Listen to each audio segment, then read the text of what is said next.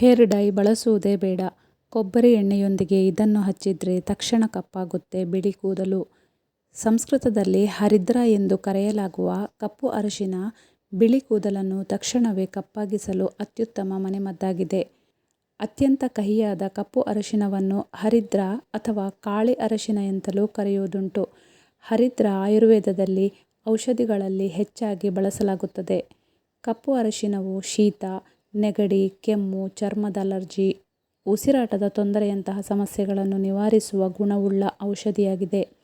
ಕಪ್ಪು ಅರಿಶಿನದ ಕೊನೆಯನ್ನು ಕತ್ತರಿಸಿ ಅದನ್ನು ಕೊಬ್ಬರಿ ಎಣ್ಣೆಯಲ್ಲಿ ಅದ್ದಿ ಕೂದಲಿಗೆ ಸವರುವುದರಿಂದ ಬಿಳಿ ಕೂದಲು ಕೂಡಲೇ ಕಪ್ಪಾಗುತ್ತದೆ.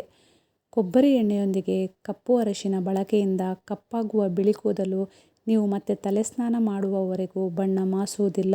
ಅಲ್ಲದೆ ಇದರ ಬಳಕೆಯಿಂದ ಕೂದಲಿಗಾಗಲಿ ಅಥವಾ ಚರ್ಮಕ್ಕಾಗಲಿ ಯಾವುದೇ ರೀತಿ ಅಡ್ಡ ಪರಿಣಾಮಗಳೂ ಇಲ್ಲ.